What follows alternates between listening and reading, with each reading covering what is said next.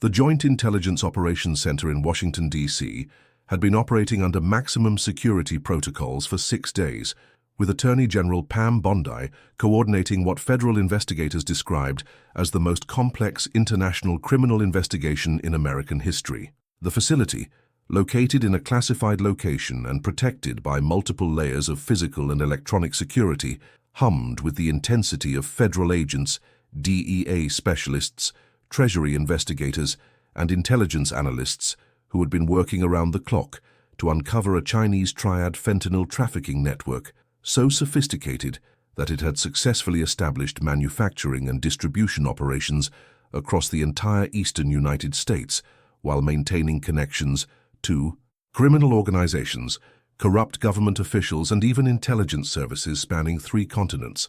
The Operations Center had been specially configured for this investigation, with over 400 workstations equipped with quantum-encrypted communication systems that connected federal coordinators to field operatives in 15 major American cities, international partners in 12 countries, and intelligence sources within Chinese criminal organizations that had required years to develop and maintain. Advanced analytical software processed millions of data points from financial transactions, shipping records, chemical procurement activities, and human intelligence sources to map criminal networks that had successfully avoided detection by traditional law enforcement methods for over a decade. The Chinese Triad network, known within intelligence circles as the Golden Triangle East Coast Operation, represented the most sophisticated evolution of international drug trafficking ever documented by American law enforcement agencies.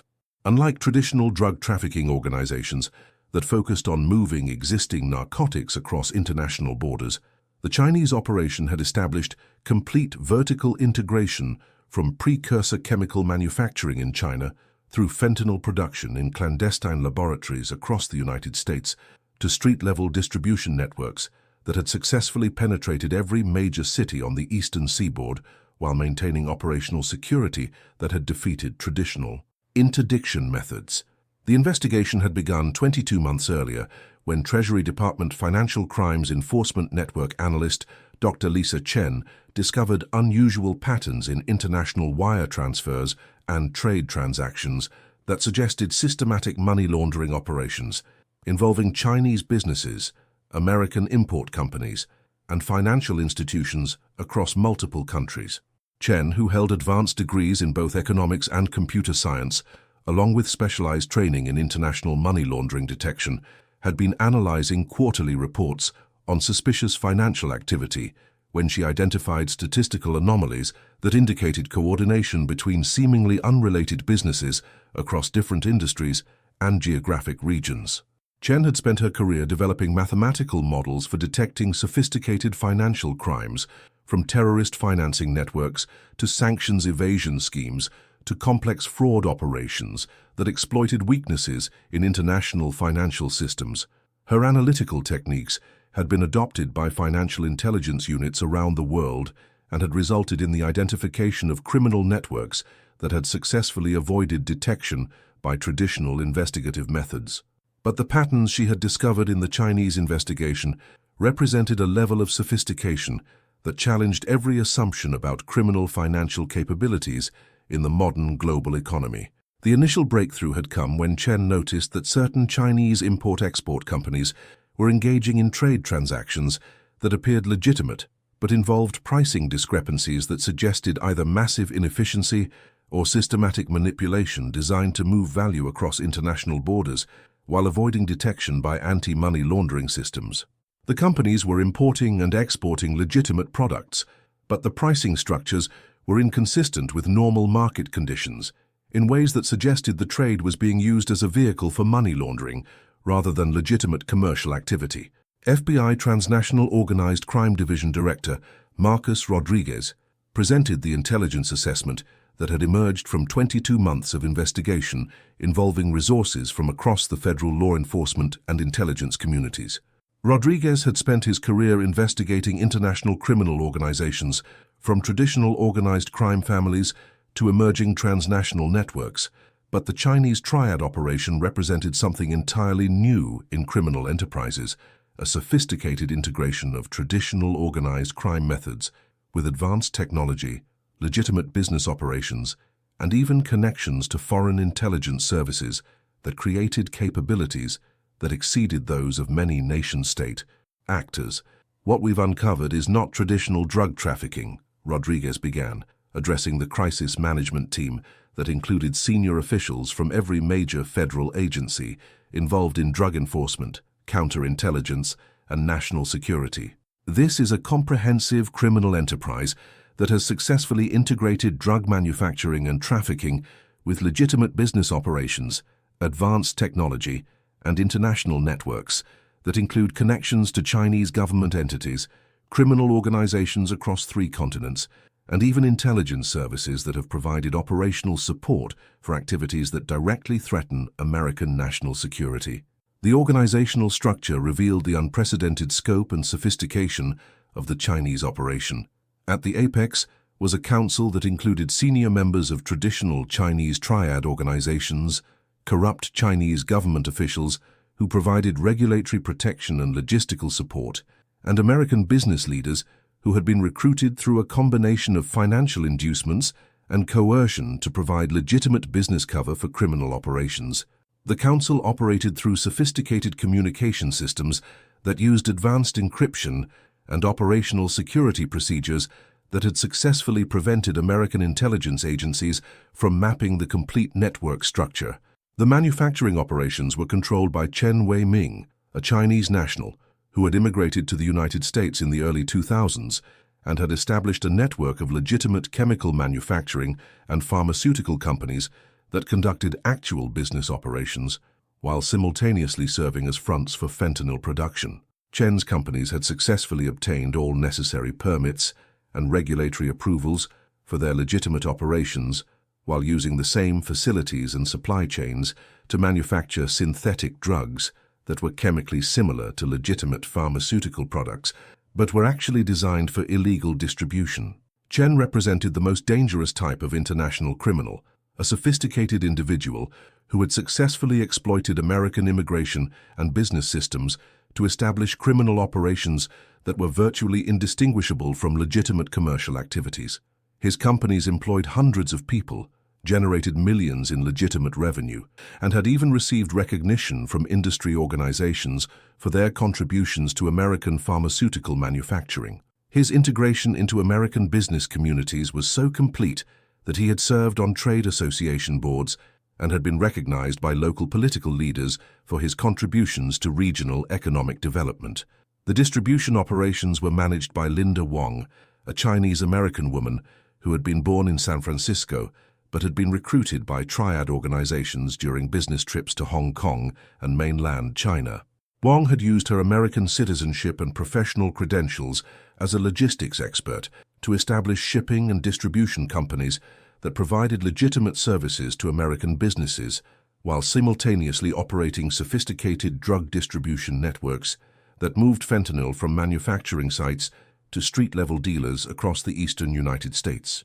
Wong's operation demonstrated how Chinese criminal organizations had successfully adapted traditional triad recruitment and operational methods to exploit opportunities created by globalization and increased trade between China and the United States. Her recruitment had occurred through legitimate business relationships that had gradually evolved into criminal partnerships, as Chinese criminal organizations had offered her financial opportunities that exceeded those available through legitimate business activities. The financial operations were controlled by David Liu, a Chinese national who had established himself as a successful investment banker in New York City, while actually serving as the primary money laundering coordinator for the entire criminal network. Liu's operation included legitimate investment firms, real estate companies, and international trading businesses that conducted actual commercial activities while simultaneously processing hundreds of millions of dollars in criminal proceeds through sophisticated money laundering systems that had successfully avoided detection by federal financial monitoring systems for over a decade. The criminal activities conducted by the network were diverse and sophisticated, representing capabilities that exceeded those of traditional drug trafficking organizations. Fentanyl manufacturing operations included state-of-the-art chemical laboratories that produced synthetic drugs with purity and consistency that exceeded those of many legitimate pharmaceutical operations. The laboratories were staffed by individuals with advanced degrees in chemistry and pharmaceutical sciences, some of whom had been recruited from legitimate pharmaceutical companies, while others had been provided with specialized training by Chinese government entities that had access to advanced drug manufacturing techniques. The manufacturing operations were particularly sophisticated because they had successfully integrated illegal drug production with legitimate pharmaceutical manufacturing in ways that made detection extremely difficult.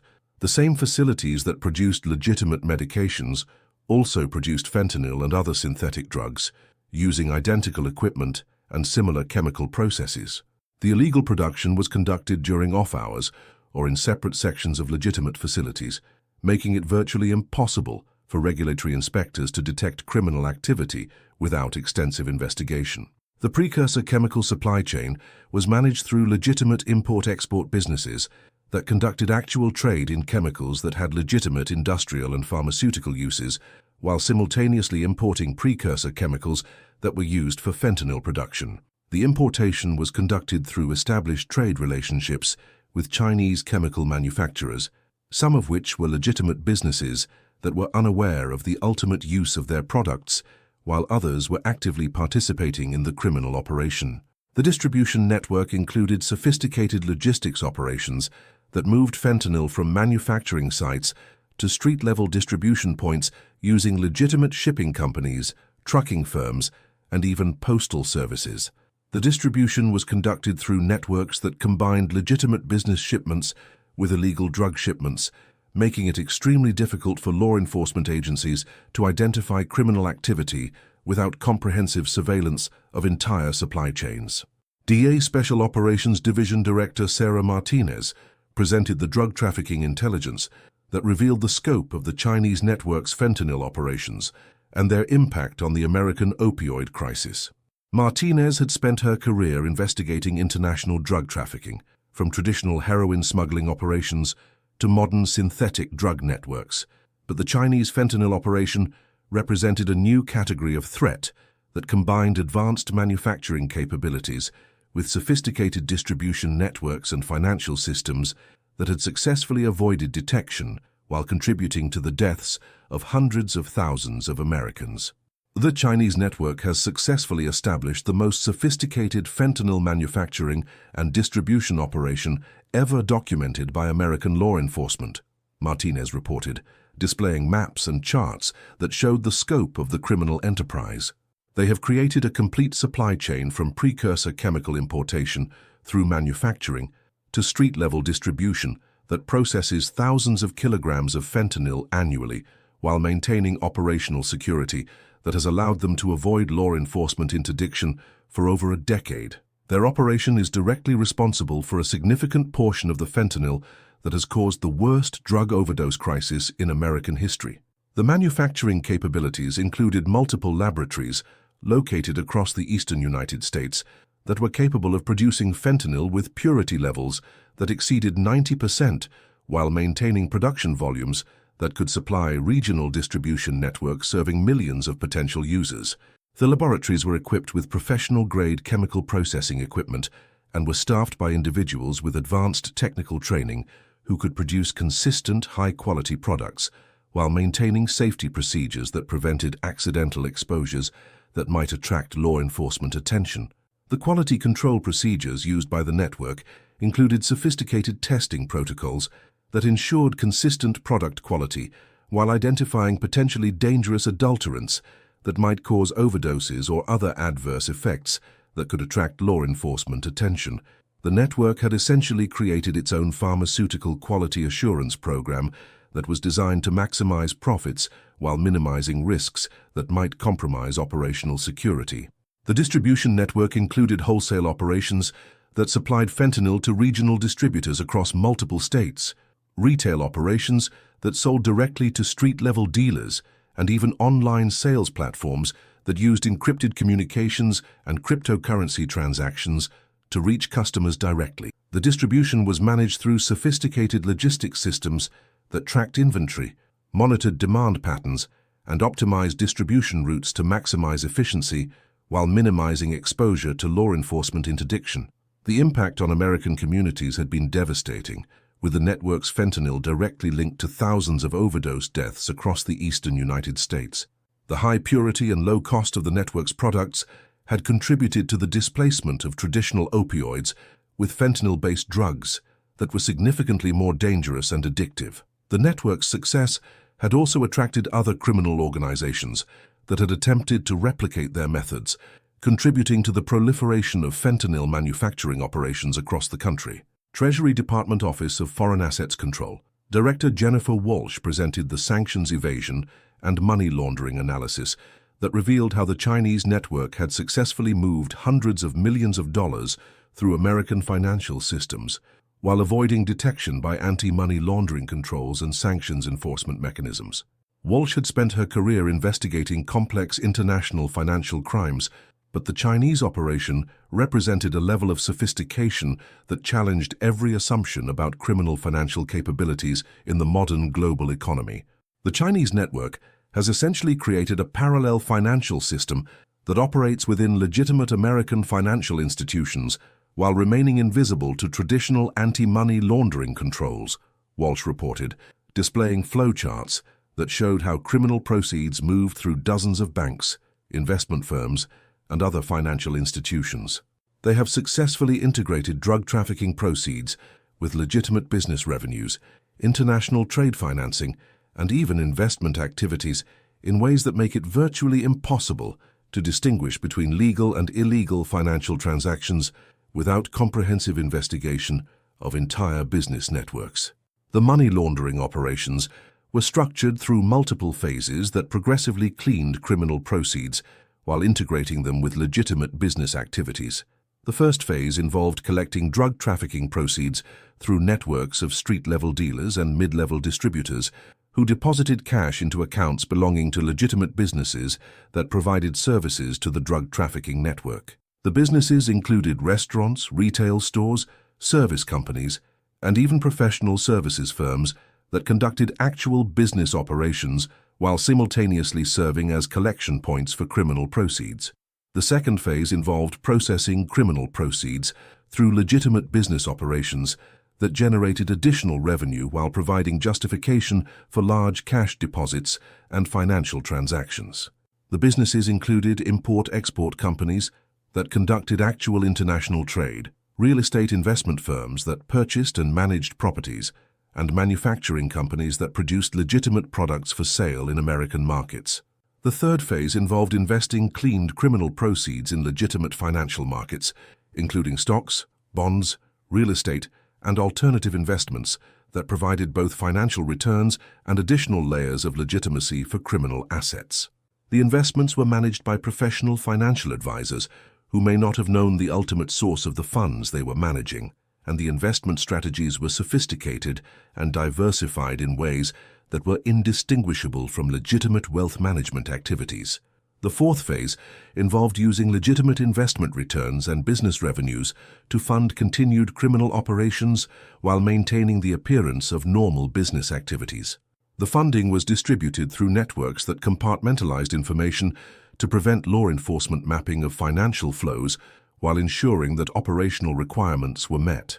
FBI Counterintelligence Division Director Michael Torres presented the foreign intelligence connections that suggested the Chinese network was conducting operations that supported broader Chinese government objectives beyond simple criminal profit. Torres had spent his career investigating foreign intelligence operations against American interests, and the Chinese criminal network displayed characteristics that suggested coordination with Chinese intelligence services in ways that raised national security concerns beyond traditional law enforcement issues. While the Chinese network conducts extensive criminal activities that generate substantial profits, we have identified operations that appear to be designed to support broader Chinese strategic objectives, Torres reported, displaying classified intelligence that had been gathered through electronic surveillance and human intelligence sources. They are collecting intelligence on American pharmaceutical manufacturing capabilities, law enforcement methods, and even critical infrastructure vulnerabilities that would be valuable to Chinese government agencies. The network appears to be serving dual purposes as both a criminal enterprise and an intelligence collection operation. The intelligence collection activities included systematic gathering of information about American pharmaceutical manufacturing processes, drug enforcement techniques, and financial monitoring systems that exceeded what would be necessary for criminal operations alone. The network had successfully placed individuals in positions that provided access to sensitive information about American law enforcement capabilities and had conducted surveillance operations against federal facilities that suggested intelligence-gathering objectives rather than simply criminal operational security. The technology transfer activities included efforts to obtain advanced chemical manufacturing equipment and pharmaceutical production techniques that could be used to enhance drug manufacturing capabilities in China. Some of these activities appeared to be coordinated with Chinese government entities that had legitimate interests in pharmaceutical technology development, suggesting integration between criminal operations and broader Chinese industrial and technological objectives. The influence operations included attempts to corrupt American government officials and business leaders while establishing relationships that could be exploited to advance Chinese interests. The network had provided financial support to American political candidates and had attempted to establish business relationships with American companies that could provide access to sensitive technologies and information. NSA Signals Intelligence Division Director Patricia Rodriguez presented the communications intelligence that had provided federal authorities with insights into the network's operational planning and coordination methods, while revealing connections to Chinese government entities that suggested intelligence service involvement. Rodriguez had spent her career analyzing communications by hostile foreign organizations, and the Chinese network's communications displayed security practices and coordination patterns that were consistent with intelligence service operations rather than traditional criminal activities. The Chinese network uses communication security procedures that exceed those typically employed by criminal organizations and are consistent with methods used by foreign intelligence services, Rodriguez reported, displaying technical analysis of network communications. They use advanced encryption systems that are typically available only to government agencies, employ operational security procedures that suggest professional intelligence training, and maintain communication protocols with entities in China that are known to be associated with Chinese intelligence services. The communications security measures included not just technical encryption, but sophisticated operational procedures that limited information transmitted through any single communication channel while maintaining coordination between operational elements. The procedures included techniques for detecting surveillance, avoiding pattern recognition systems, and maintaining operational security during extended operations that suggested professional training that exceeded what would be available to typical criminal organizations. The communication patterns included regular contacts with entities in China that intelligence agencies had identified as front organizations for Chinese intelligence services. The contacts appeared to involve reporting on American law enforcement capabilities, pharmaceutical manufacturing technologies, and other information that would be valuable to Chinese government agencies but would not be necessary for criminal operations alone. Homeland Security, Cybersecurity, and Infrastructure Security Agency. Director Robert Martinez presented the Critical Infrastructure Threat Assessment that revealed how the Chinese network's activities posed risks to American pharmaceutical supply chains and chemical manufacturing facilities that exceeded traditional criminal threats. Martinez had spent his career analyzing threats to American critical infrastructure, and the Chinese network's capabilities and access to critical facilities created vulnerabilities that could be exploited for purposes beyond criminal profit. The Chinese network has established access to critical pharmaceutical manufacturing facilities and chemical supply chains that could potentially be exploited to disrupt American medical supplies or introduce contaminated products into American markets, Martinez reported, displaying threat assessments that had been prepared by infrastructure security specialists. Their access to these facilities, combined with their advanced technical capabilities and potential intelligence service connections, creates national security risks that exceed traditional criminal threats. The infrastructure access included direct control over pharmaceutical manufacturing facilities that produced legitimate medications for American consumers, creating potential vulnerabilities that could be exploited to disrupt medical supplies or introduce dangerous substances into American pharmaceutical supply chains. The facilities controlled by the network were significant enough that disruption could affect medical supplies for millions of Americans, particularly in areas where few alternative suppliers existed. The supply chain penetration included relationships with chemical suppliers, transportation companies, and distribution networks that were essential to American pharmaceutical manufacturing. The network's position within these supply chains provided them with capabilities to disrupt legitimate pharmaceutical production while potentially gaining access to sensitive information about American pharmaceutical research and development activities. The cybersecurity vulnerabilities included potential access to computer systems that controlled pharmaceutical manufacturing processes, chemical handling systems, and distribution networks.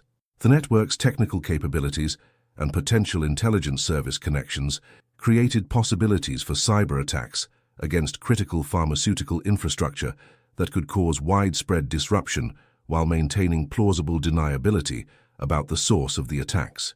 Bondi studied the intelligence reports and threat assessments that covered the walls of the operations center, each document representing months of investigation by federal agents and intelligence analysts who had worked to uncover one of the most sophisticated international criminal networks in American history. The scope of the Chinese operation challenged traditional distinctions between criminal activity and national security threats, requiring responses that combined law enforcement with counterintelligence and critical infrastructure protection. The Chinese Triad network represents a fundamental threat to American national security that extends far beyond traditional drug trafficking, Bondi announced to the assembled federal leadership team. This is a sophisticated criminal enterprise that has successfully integrated drug manufacturing and trafficking with intelligence collection, technology transfer, and critical infrastructure penetration in ways that serve both criminal profit motives and broader Chinese strategic objectives.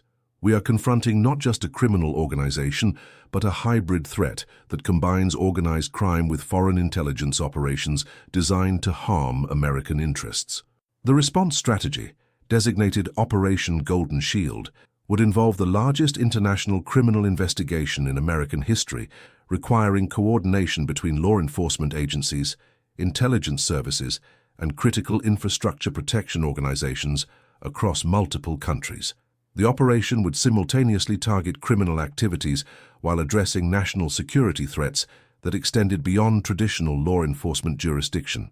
Phase 1 would involve coordinated arrests of over 500 network members across 15 American cities, targeting the organization's leadership structure, manufacturing operations, and distribution networks.